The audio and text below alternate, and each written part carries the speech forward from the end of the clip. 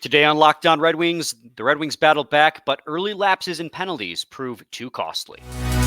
You're Locked On Red Wings, your daily podcast on the Detroit Red Wings. Part of the Locked On Podcast Network, your team every day.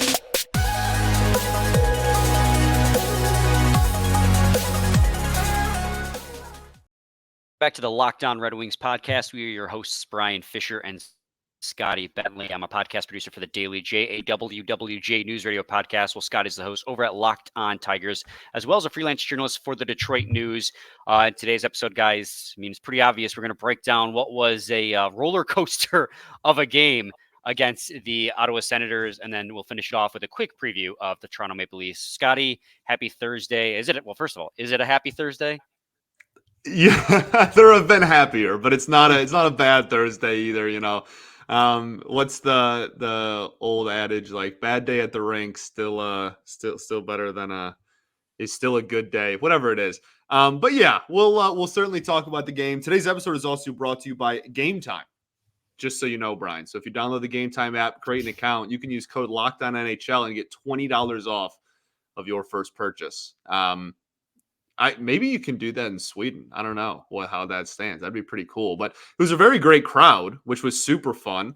Most of them Red Wings fans, which is even more fun. And yeah, I think that's what kind of made. We'll talk about obviously like on the ice, you know, what happened, and because it was the epitome of it's so over, we're so back. Yes, in over 60 minutes, but. So we'll talk plenty about that, but just I do want to give a hats off to game one, just of the crowd and the people that did attend the game, because it was really an awesome kind of atmosphere.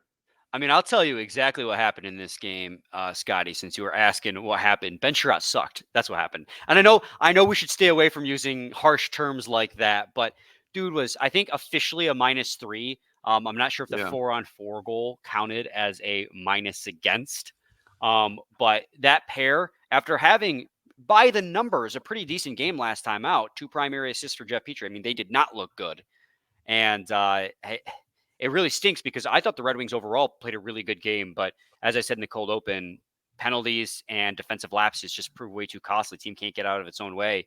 But yes, sorry, I dove right into it. First and foremost, Sweden was really cool. It was a really cool crowd, really cool product. I can't wait for the game tomorrow because hopefully that means we'll see Alex Lyon as well, who definitely deserves a start at this point. That being said, Reimer did turn it around in the second half of the game, but Scotty, man, the first half of that game was just brutal, dude. Well, you can say that about pretty much anybody on the roster, you know. It was certainly a tale of 2 games. It was a situation where the first period specifically, you know, honestly, it was frustrating because the first, until the Sens scored the first goal of the game, it was like the Wings looked like the better team. They came out buzzing. I thought that they started off the game pretty well, and we've been asking them to get off to a good start. But the defense and the goaltending in period 1 was putrid, and it put them behind the 8 ball, and props to them for coming back. We'll talk about the rest of the game and just kind of the overall impression and the taste in our mouth after the game. But yeah. I just get some hardcore deja vu, Scotty. You're saying that early issues were almost offset by a late comeback. I guess this time it was a middle of the game comeback. I feel like we've talked about this before. Almost every single loss this team has had. You might be right. No, but and you're right. The Red Wings came out of this game and they played great to start. Like, they legitimately started on time. You look at any statistical category, they came out flying, bringing tons of pressure. They were fantastic. But then it just crumbled. Rasmussen took a really dumb holding penalty. I don't know what he was doing, grabbing the jersey like that of I don't even know who. I can never remember what the other players on the other teams were doing. I just remember Rasmussen being the one who grabbed that jersey and hauled him to the ice. That was dumb penalty number 1. And then I don't know what Ben Chiarot was doing on the penalty kill. And you're going to hear me say that name a lot. Jeff Petrie didn't look great either. But because Jeff Petrie let, at least to my knowledge, the 2 plays that stood out for me were the 2 pucks that went clean through his skates on the blue line twice, negating any offensive zone pressure, one of which happening on the power play. But Ben Chiarot, multiple times in that game, was caught just nowhere near the front of the net. On that penalty kill for that first Brady Tkachuk goal in particular, because I remember Brady Tkachuk. I don't forget Brady Tkachuk. He was sitting out front of the net. There was a scramble along the boards, and he was the lone guy in position. And you know what he said? Screw that. I'm going to chase into the boards, all four of our players on the right side of the ice, and it caused a shot attempt out front, a scramble. Brady Tkachuk buried it. It was just you cannot abandon your position, and that is Ben Sherratt's biggest issue. And he's had a decent, like a better season than he had last year up until this point. He still has had Ben Sherratt plays that we know and love at this point, but the plays that bite him in the butt are when he decides to leave his position and go out of position, and that's what happened on that first goal. He left a position.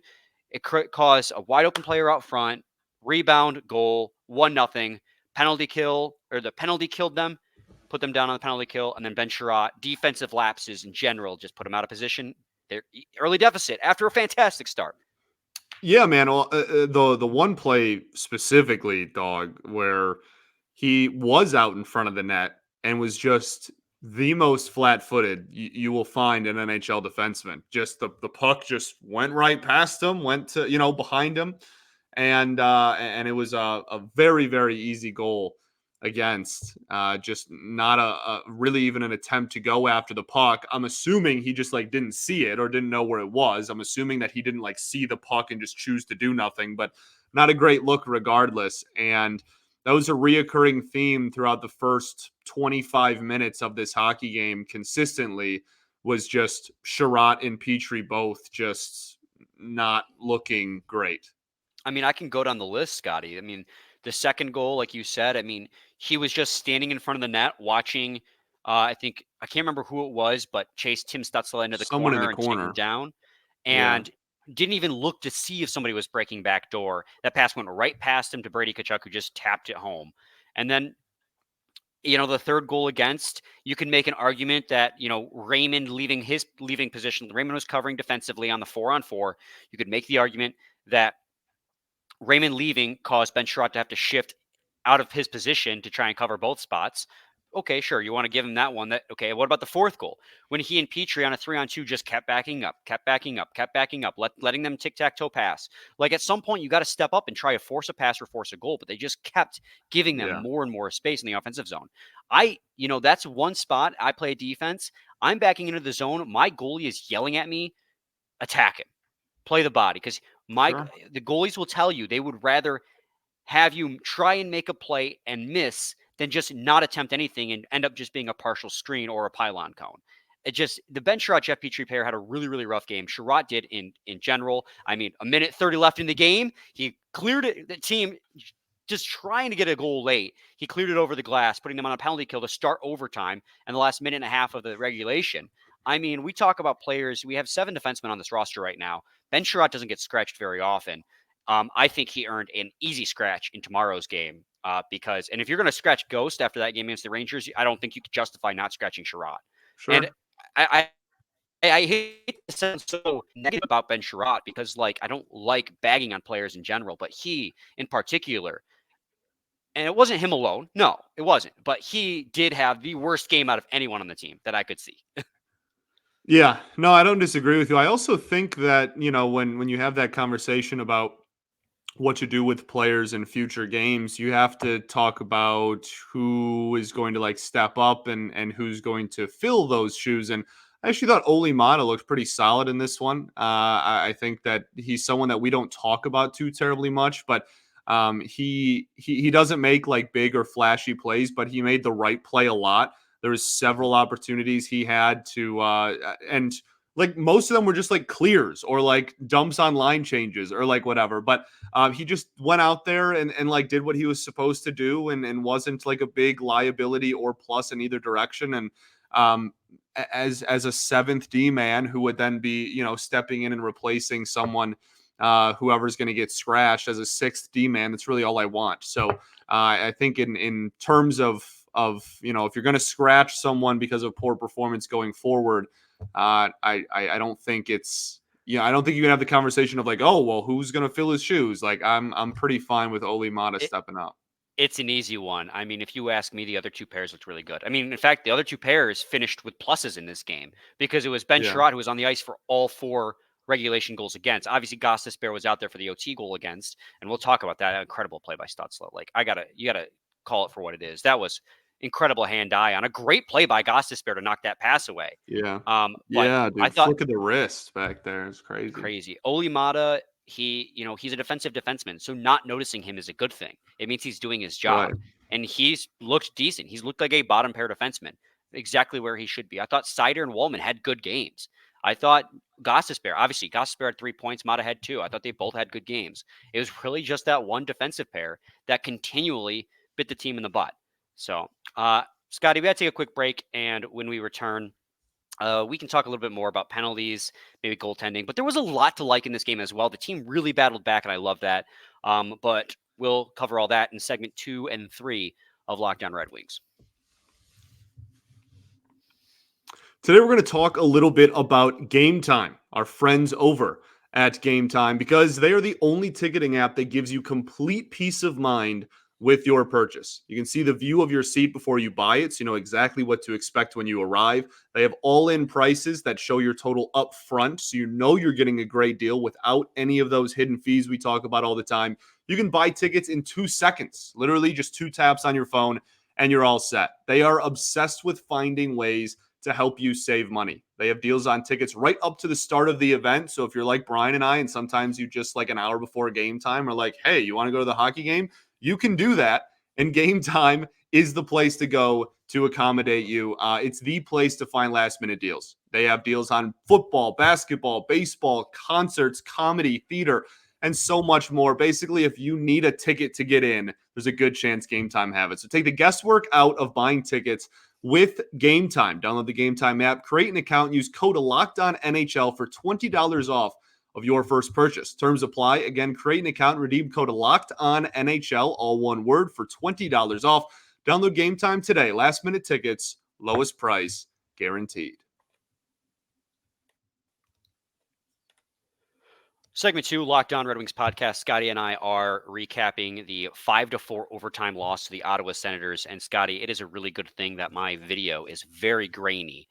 I'm sure it is. It doesn't look like that way to me, but I'm sure that it is. Right now, it's not terrible. No. At the beginning, it was pretty rough early on. I'm not gonna. I mean, it's certainly not what we're used to from you. You have a really nice camera, but yeah.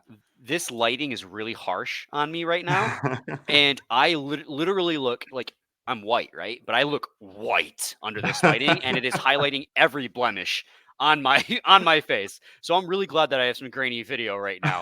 Hopefully it doesn't ever snap to HD, or else I'm cooked. Right. But yes, Scotty, I hate to harp on the negatives, but all the negatives came before the positives in this game. Right. Yeah, we're really going chronologically. Right. This team, the penalties, just bad penalty after bad penalty. I didn't see a single penalty, and there were some ticky-tack calls too, but I didn't see a single penalty in this game that What was I would the have one? Was qualified it the as third period when like pretty much every possession there was a penalty on one of the teams? It felt like There was it. like that there was a solid like 5 to 7 minute stretch where it just felt like we were going back and forth, pen.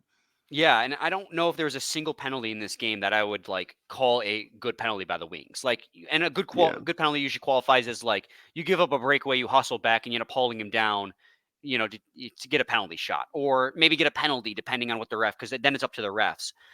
In this instance, like Michael Rasmussen's holding, which we already talked about, Alex Debrincat's hooking on Jake Sanderson's hands, like they're just lazy plays, right?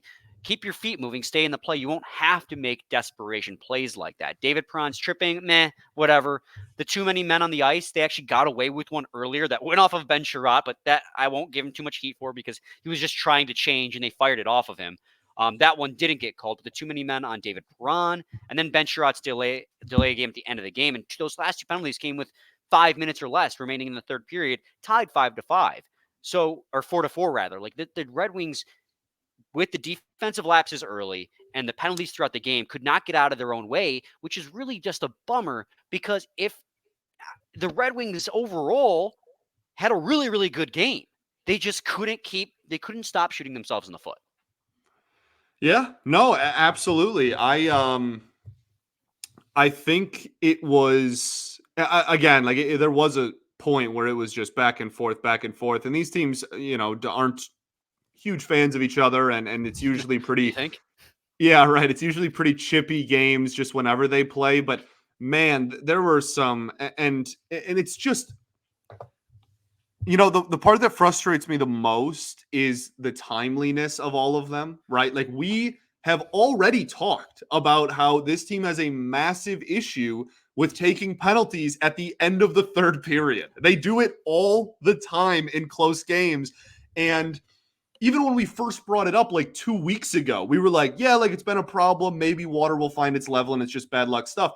Here we are again, dude, like mid-November, and we are still taking horrible penalties in the most crucial times in the game. How is this possible? Like, how does this keep happening over and over and over again? It's preposterous to me. And obviously, that it falls on the players that commit the penalties. It falls on coaching. That's an organization-wide thing that needs to be nipped in the bud ASAP, because it's already costing you points, and it's going to continue to do so in a division where you can't afford to give up points willy-nilly because of, holding calls or delay of games with a minute and a half left. No, you're completely right, man. This team continually digs themselves into too big of holes, and then they have to try and battle back. And I mean, that's you hate to say, you almost don't want to say it as a positive, because getting down early and having to battle back means you did something wrong early on. But I will say that I did really like the hustle in this game. The Red Yeah. Wings, as much crap as we're giving them for defensive lapses, I mean, the Ottawa Senators just took advantage of the chances they were getting when they got them. But outside of those, it sounds almost like you're making excuses. But at 5-on-5, the Red Wings dominated this hockey game, and their penalty kill went 5 for 6. So, like, with all that being said, with the dumb penalties and the defensive lapses, because they were just 3 or 4 key defensive lapses that the Ottawa Senators didn't miss on, the Red Wings dominated this hockey game. I mean, the final tally for the shots in this game were 41-34 Detroit. The bulk of those Ottawa Senators shots coming on their power plays. I mean, I don't have the pulling up a heat map right now would be very tough. But if you guys go to Natural Stat Trick and look at the heat map for this game, the Red Wings are getting shots from all over the offensive zone. All over the offensive zone. All 4 of their goals were 5-on-5 goals, and they all came off of just oppressive offensive zone presence, just keeping the puck in, cycling the puck, shot after shot. And like, that's stuff that we have been asking this team to do for like 2 weeks now. Get in the zone, stay in the zone, and generate shot attempts. And it worked out. Eventually, the Ottawa Senators, the dam broke, and they started getting goals. 2 of them were lucky bounces, but you don't get those lucky bounces if you're not putting pressure and causing them to scramble. The Red Wings in this game had 60% of the 5-on-5 shot attempts, 60% of the 5-on-5 shot attempts, as well as 60% of the Fenwick, which is those same shot attempts, just cutting out the blocked ones. I mean, they were all over the Senators. It's just those penalties, those penalties and those key lapses just hurt them. Yeah, man. And it's, again, it's been a storyline of the entire season, but we can start talking about the positives. I don't think I think we've kind of harped on everything that went wrong in this game, which was plenty. But I mean, there was positives, and they did fight their way back. And that is something that, say what you will about the lapses that this team has had this season, and say what you will about what they struggle in. They continuously fight back in games, and like that's almost something that feels gross to say as like a compliment, right? Like I feel dirty being like, oh, that's great. Like I'd rather we just play like that for 60, which is, I know, is a lot easier to say from my office chair than it is out there on the ice, obviously. But like it's one of those things where it's so consistent. It's so consistent. They are, what's the stat? They have the least amount of goals scored in the first period in the NHL and the most amount of goals scored in the third period in the NHL. Like it's a meme at this point. It's literally a joke. And I think that and again, like the comeback in this one was in the second period, obviously, but it's just the never ending cycle of just dig yourself into a huge hole and then fight your way back and then see what happens at the end of the third period. And that pretty much those like last couple of minutes at the end of the third determine games. And I would much rather all 60 determine games. Yeah. You're spot on, and that that's something that we can say with confidence is one of this team's biggest attributes is the fact that they don't give up every time that they lose or they get down, and they get down big, even 4-0 in this game early in the second period. They just keep hustling. And I mean, you had great games from guys. I thought the third and fourth lines really looked good in this game. Yeah. Robbie Fabry, Christian Fischer, Joe Valeno, Gostisbehere, Mata. Like, you can go down the list. A lot of these guys Clean had really Costin, I thought was impressive good. nets and their nights, rather. What? I said Clean Costin. Clean There's Costin several had a guys. night one. I thought the top line generated a lot of offense. Obviously, Lucas Raymond scoring in his hometown of Stockholm, Sweden, Yeah, it was for the awesome. first goal of the game was awesome to see. Awesome. Great shot off the rush. Corpusalo did get a piece of it, but he beat him clean. Gostisbehere with a beautiful feed to find Alex Debrincat, and you love to see Debrincat score on the Ottawa Senators with how Yeah. much they hate him now. Gosh, I'm trying to think. Beauty. Gostisbehere himself got a nice goal, and Perron deflected one. That's twice this week in the NHL that I've seen a puck bounce up and over a goalie into the net. I know the Anaheim Ducks, Radko Gudas did it earlier in the week. It's Yeah. crazy that happened twice. You know, right? Like the saying is if I had a nickel for every time that happened, I'd have two nickels. It's not much, but it's weird that it happened twice. Right. No, So you're yeah, right, man. And then obviously the game winner was a movie too. And that was crazy because that was such a good 3-on-3 overtime. We criticize Yeah. overtime so much with how meticulous it is, but Dylan Larkin wanted it. He went dog mode Yeah. in overtime there. He had like 4 or 5 shots. He was just cruising through the neutral zone after giving us an injury scare. But man, even after Gostisbehere and even Reimer had a great overtime period, and they made some huge stops and saves. Tim Stutzla to knock that puck out of the air. Ugh, Stutzla's a monster, man. It's he's it's so it's good. so I don't want to get too far off on a tangent, but like it's so interesting looking back at that draft. That huge, Laffy is what he is at this point in his NHL career. Byfield hasn't been very productive at the NHL level. Stutzla is a monster. And Lucas Raymond, obviously, we're familiar with him. Like, just that it was supposed to be a 3-player draft, and we got 4. And then you look back and you're like, well, I don't even know if it was a 3-player draft, really. Like, Might have been a 2. it's a wild draft to look back on. Absolutely. We got to get to another quick break, but when we return, I guess we'll give out any individual accolades if we have any. But then we'll talk about the game tomorrow or today by the time you guys are listening to this against the Toronto Maple Leafs. So stay tuned to segment 3 of Locked on Red Wings. Had to find the transition. Today we're going to talk about our friends over at Jace Medical because we all just learned that you can get a 1-year supply of ED medications through Jace Medical. You don't have to worry about whether or not you can refill your generics for Cialis, Viagra, or any prescription. And that is possible because of our friends at Jace. Go online right now at jacemedical.com to receive a 12-month supply on your daily medication. Remember to use promo code LOCKEDON at checkout for a discount as well. A verified customer had this to say about Jace, quote, "I am thankful for this service. Supply chain issues caused me to cut pills in half to have it. I ordered most of my daily meds with a year supply. I also ordered an antibiotic kit, and I feel secure now. Prices are lower than local pharmacies, and I highly recommend this for everyone." Again, it's a verified customer about Jace Medical. So if you or someone you love would love to get some peace of mind by having a year's supply of any daily med, go to jacemedical.com to see if it's offered for you. Remember to use promo code LOCKEDON for $20 off of your purchase. Segment 3, Locked on Red Wings podcast. All right, Scotty. I feel so bad because there was a lot of good things to take away from this game, but it's just so overshadowed by the start of the game that I feel like we haven't really talked a lot about, players who did well individually, but really it was just a whole team effort to battle back and get back in that game. We did talk about Shane Gostisbehere. I really think, honestly, I think he might have been the player that I noticed the most out there as contributing positively, and having 3 points helps that. I mean, a goal and 2 assists. We talked about Oli Mata, 2 points for him. They were really good out there. But I thought Joe Valeno too, and I'm a Joe Valeno sympathizer. I understand that, but he made one play in the third period, late in the third period too. And really, it's just this one play where I noticed him the most. But he did have a Corsi for percentage in this game of 63, as he was out there for 12 shot attempts for and only 7 against at 5-on-5. But he battled the puck. He went behind the net, and he won the puck battle, stripping the Ottawa defender. Came out from behind the net. He did ultimately lose a paddle along the boards following that, creating an odd man rush coming back, but then he hustled his butt off all the way back down the ice dove to break up the pass, which would have been a really high quality scoring chance for the Ottawa Senators. But by breaking up that pass, he really took away the.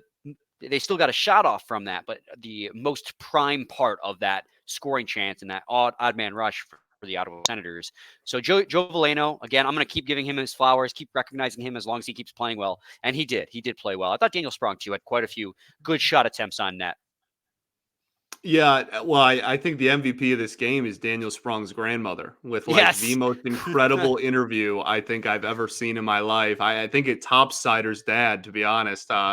She was an electric factory. I love that woman. So I think that that he gets a little bit of an award just for maybe bringing the coolest guest. But yeah, I agree with you. I think the constant pressure like that really is what caused the game to end up being close and obviously send into overtime and get a point out of it. Like it was constant offensive pressure. It was an aggressive forecheck, and that's when this team has been at its best this season. It's just replicating that for 60 is obviously a lot easier said than done. And yeah, we saw that firsthand in this one. They love to start slow, man.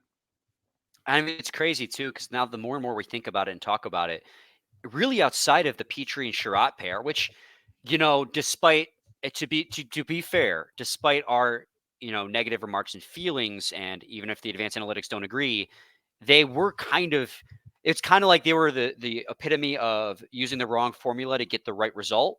Like they were producing points and were pluses in the last few games, despite the fact that they didn't look by the eye test that great. It finally caught up to them in this game. But in this game, outside of those two, the more I'm thinking about it, the more I thought Seider and Wollman looked good. Wollman was second on the team in Fenwick percentage, which again is shot attempts that go unblocked. So shot attempts that don't get blocked, which some people value more than Corsi because Corsi also counts blocked shots. But what value is there in a blocked shot? He had a 70% Fenwick, a 68% Corsi. Moritz Seider was well above 50% as well. I really fourth on the team, in fact, with 69%. But I really think the more I think about it, the defense outside of Sherratt and Petrie were the best skaters in this game, which is crazy to me because all the goals came via the offense outside of Gostisbehere's lucky bounce. Right. Yeah. No, I don't disagree with that. I really don't. Yeah. I don't know if I have too much else to say about this game. I think we finally kind of covered all of our bases there. Reimer was bad in the first half of the game, and then he was good in the second half. That's all I got to say about him. Agreed. He was really good in the second half, but he was really struggled in the first. So. Yep. Anyways, we got a couple minutes left here. Do a quick preview on the Toronto Maple Leafs, mainly because the preview is going to expire real quickly with that game being at 2:00 and this premiering at midnight. So, I mean, the Toronto Maple Leafs right now are fourth in the Atlantic Division, 8-5-2 record, at least as of recording this. I'm not quite sure if they play tonight or not. The same day that the Red Wings play here against the Ottawa Senators. I can double check on that. They're a team that struggled a little bit early, despite being 8-5-2, which doesn't sound like they're struggling too much. But this is a team you normally see off to much hotter starts. But they've struggled defensively and they've struggled in goal. And, Austin Matthews is either a hat trick or nothing, it seems. So, and don't get me wrong, right, Scotty? They're still a much better team roster-wise than the Detroit Red Wings. But you're coming off of a game, going into a back-to-back, and you got 1 point out of the possible 4 you could. I mean, this is almost a must-win because it's inside division, right? Yes. Yeah, correct. And by the way, Toronto, they have been traveling to Sweden as well, so they haven't played in almost a week. They haven't played since last Saturday. Yes. So, yeah, man. I mean, this is just talent-wise. This is always a roster that's always going to be a threat to put up goals. They're consistently one of the best power plays in the NHL year after year. This year's no different. I think they've been getting. They've been criticized for their goaltending before, and that seems to be a pretty similar conversation so far early on this season. Yeah, man. I mean, this is a game. We talked about going into the Sens game. It might be an over game, and this might also be an over game. This might be a game with quite a lot of goal scoring. I really hope that the Wings don't oh my, I can't believe I'm even saying this because it's just a joke at this point. But like, I really hope they don't come out flat-footed because they just played a game, an overtime game, 24 hours prior. Like, I hope that that they don't get off to a slow start. But it doesn't matter if they have 6 days off in between or 24 hours. That seems to just be kind of the theme of the season. So we'll see. Yeah, I mean, I do think you're likely to see Alex Lyon in this game, given Yes. Reimer's performance was kind of subpar. At least, again, in the first half of the game, he was not so great. But I think you're really going to see Alex Lyon's first start with the Red Wings over a month into the season. But I want to bring this up too because and I don't like to play the scheduling card because I think that's usually a weak excuse. Like we complain about it, but I just checked and the Toronto Maple Leafs, they don't play today, Wednesday, as of recording this. They don't play their second game in Sweden until Sunday. They play both their games on a back-to-back. And they're the only team in Sweden that's playing divisional rivals twice because both the Senators and the Leafs play Minnesota in one of their games. They don't even meet each other. So the Red Wings not only have to play two divisional rivals, but they have to play two divisional rivals on back-to-back nights. Well, the other teams don't have to do that. Toronto, of which getting 3 days to rest in between, that doesn't seem right to me. And again, you got to win your games, right? You got to go out there. Season's a grind for everyone, so it's not really an excuse, but it is kind of suspicious. Not suspicious. It was rigged against them, but just an odd observation, I guess I will say. It's kind of annoying, I guess is the best. It's a good point. Yeah, I don't think I'd use the word suspicious, but it's I do think it's a good point. The league's out to get the Red Wings, man.